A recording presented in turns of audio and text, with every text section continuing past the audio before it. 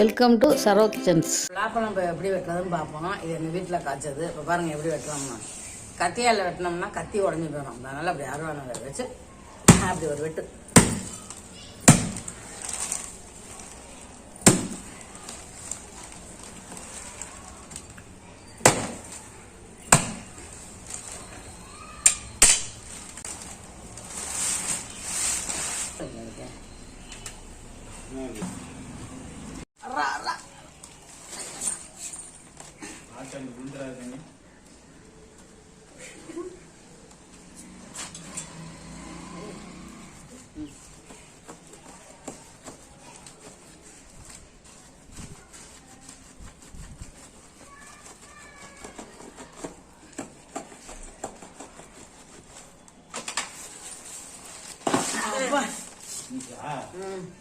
இல்லை பாருங்க, சொல்ல ஒரு சொல்ல இந்த மாதிரி எடுத்துடலாம். இதில் எப்படியே 100 சொலைக்கு மேலே இருக்கும்.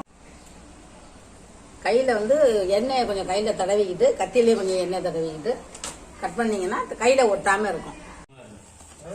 கட் பண்ணி சொலையெல்லாம் எடுத்தாச்சு. இந்த பாருங்க, ஒரு இது எடுத்து சாப்பிட்டோம். இன்னொரு இது இப்போ இது இருக்குது. இதை வந்து நாளைக்கு சாப்பிட போகிறோம்.